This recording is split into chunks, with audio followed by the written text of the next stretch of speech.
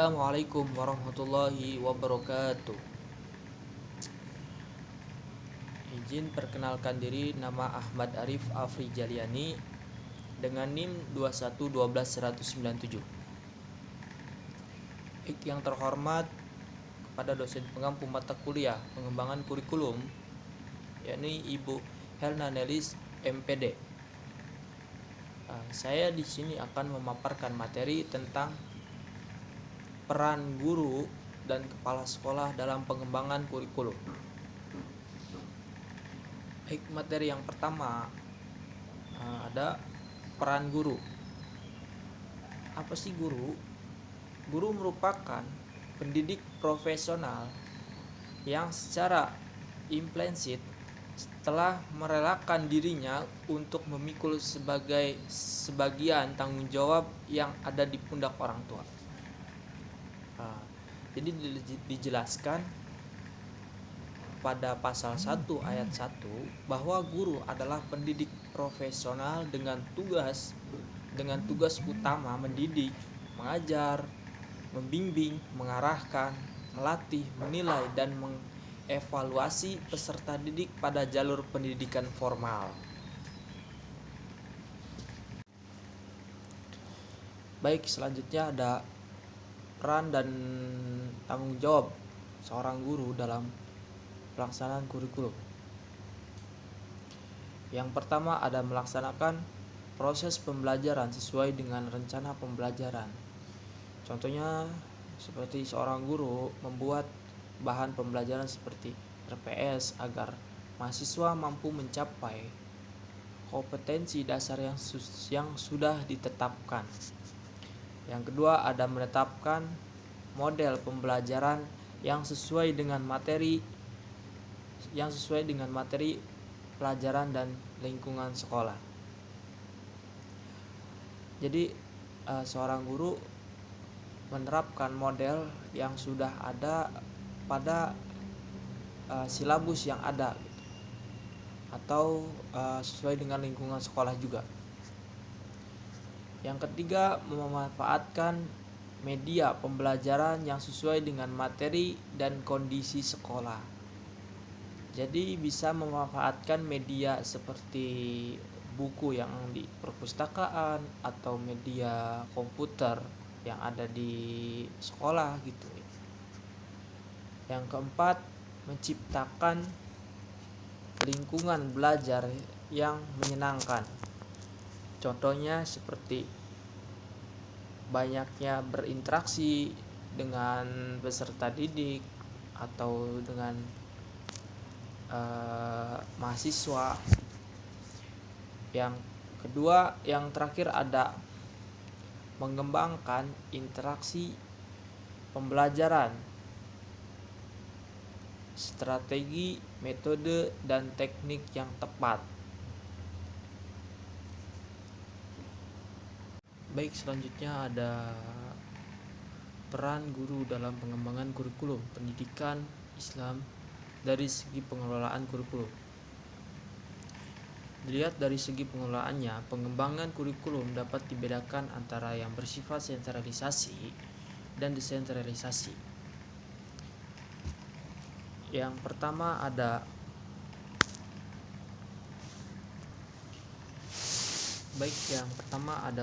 peranan guru dalam pengembangan kurikulum yang bersifat sentralisasi. Di sini guru tidak mempunyai peranan dalam perancangannya dan evaluasi yang bersifat makro. Mereka berperan dalam kurikulum makro. Kurikulum makro disusun oleh tim khusus. Guru menyusun kurikulum dari jangka waktu 1 tahun atau 1 semester. Seperti contohnya staf TU ataupun yang lainnya. Yang kedua ada peranan guru dalam pengembangan kurikulum yang bersifat desentralisasi. Kurikulum desentralisasi disusun oleh sekolah ataupun kelompok sekolah tertentu dalam suatu wilayah atau daerah. Baik, pembahasan selanjutnya yaitu peranan kepala sekolah. Kepala sekolah adalah seorang yang terpandang di lingkungan masyarakat sekolah.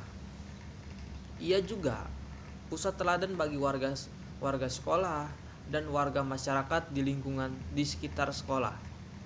Karena itu, kepala sekolah wajib melaksanakan petunjuk tentang usaha peningkatan ketahanan di sekolah. Adanya kepala sekolah diharapkan sekolah yang dipimpinnya mampu mencapai tujuan yang telah ditentukan. Karena kepala sekolah juga adalah orang yang menentukan fokus dan suasana sekolah.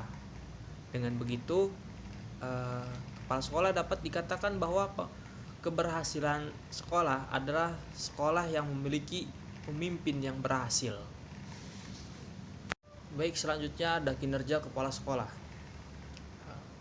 Kinerja kepala sekolah di sini merupakan kemampuan untuk melaksanakan pekerjaan atau tugas yang dimiliki dalam penyelesaian suatu pekerjaan sekolah yang dipimpinnya. Jadi yang pertama itu, kepala sekolah sebagai edukator. Dalam fungsinya sebagai edukator, kepala sekolah harus memiliki strategi yang tepat untuk meningkatkan profesionalisme dalam tenaga kependidikan di sekolahnya. Yang kedua, ada kepala sekolah sebagai manajer. Sebagai manajer ini di sini merupakan suatu proses merencanakan, mengorganisasikan, melaksanakan, memimpin dan mengendalikan usaha para anggota organisasi serta mendayagunakan seluruh sumber-sumber daya organisasi dalam rangka mencapai tujuan yang telah ditetapkan.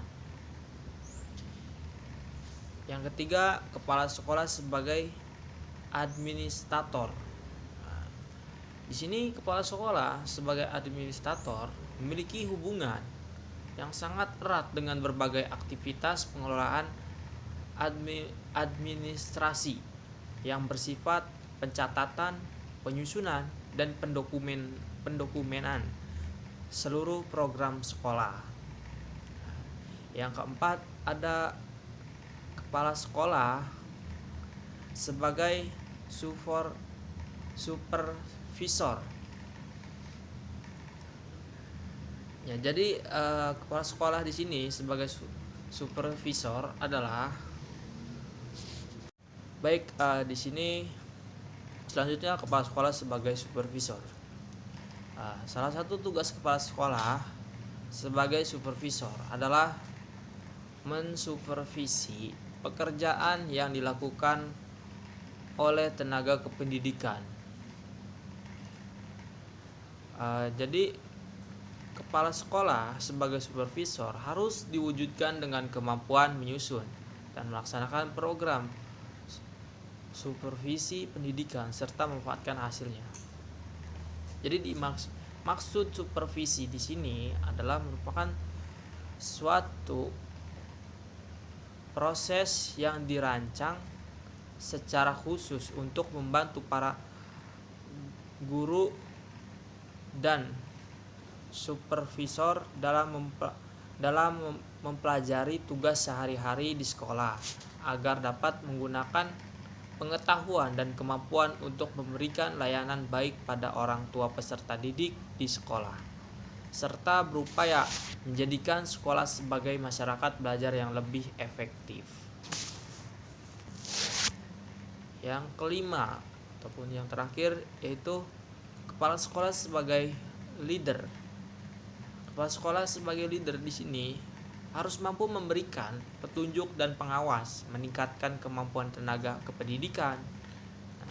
Kemampuan yang harus diwujudkan oleh kepala sekolah sebagai leader dapat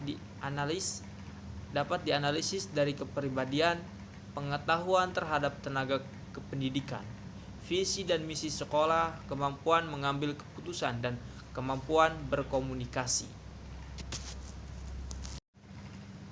Baik, selanjutnya ada tugas dan peranan kepala sekolah dalam pengembangan kurikulum.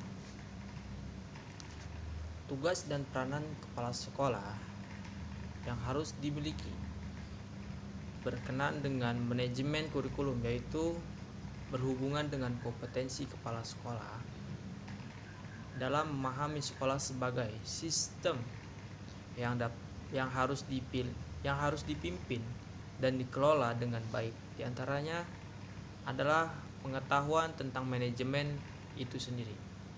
Kemampuan dalam mengelola ini dijadikan sebagai pegangan cara berpikir, cara mengelola, dan cara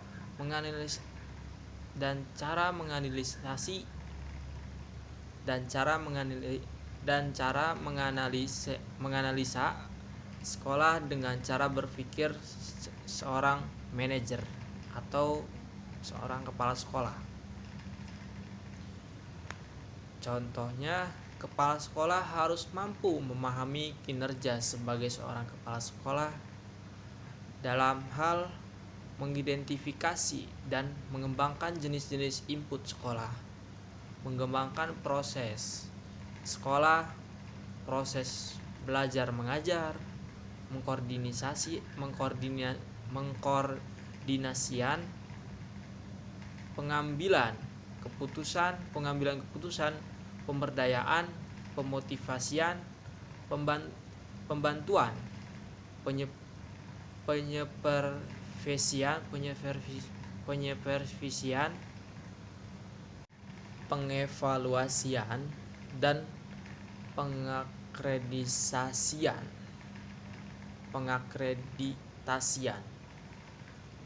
Jadi selain itu, kepala sekolah juga harus mampu menunjukkan upaya meningkatkan output sekolah atau kualitas, produktivitas,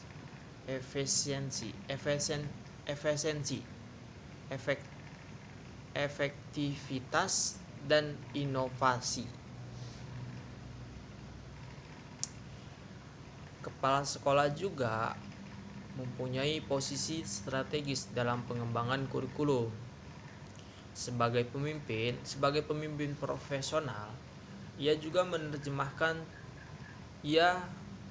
menerjemahkan perubahan masyarakat dan kebudayaan, termasuk generasi muda, di dalam kurikulum. Selain kepala sekolah yang dapat membantu pengembangan kurikulum, namun demikian, kepala sekolah juga dan guru merupakan pemeran utama yang perlu menerima, mempertimbangkan, dan memutuskan apa yang akan dimasukkan dalam kurikulum sekolah. Jadi kepala sekolah juga dan stafnya mesti bekerja dalam kerangka patokan yang ditetapkan oleh Depstiknas atau dari bisa disebutnya dari Kemenag gitu. Selain itu, kepala sekolah juga harus memperhatikan segala aspek kurikulum tersebut, terutama dalam hal-hal yang berdampak langsung kepada para siswa dan juga peserta didik yang nantinya secara praktis akan menerapkan kurikulum tersebut. Suatu hal yang menjadi peranan kepala sekolah dalam lembaga pendidikan, yakni mengadakan pembinaan kurikulum di sekolah yang bertujuan untuk memajukan dan mengembangkan sekolah agar dapat mencapai tujuan pendidikan yang sesuai dengan tuntutan masyarakat dan negara. Nah, adapun tugas dan peranan sekolah atau madrasah yang berkenan dengan manajemen kurikulum yang ada gitu ya. Ada kompetensi manajerial, yakni yang pertama ada menyusun perencanaan sekolah atau madrasah untuk sebagai tingkatan perencanaan. Yang kedua, mengembangkan organisasi sekolah atau madrasah sesuai dengan kebutuhan. Yang ketiga, memimpin sekolah atau madrasah dalam rangka pendayagunaan sumber daya sekolah atau madrasah secara optimal. Yang keempat, pengelola perubahan dan pengembangan sekolah madrasah menuju organisasi pembelajaran yang efektif. Yang terakhir, menciptakan budaya dan iklim sekolah atau madrasah yang kondusif dan inovatif bagi pembelajaran peserta didik. Mungkin cukup sekian dari saya, kurang lebihnya mohon maaf. Wassalamualaikum warahmatullahi wabarakatuh.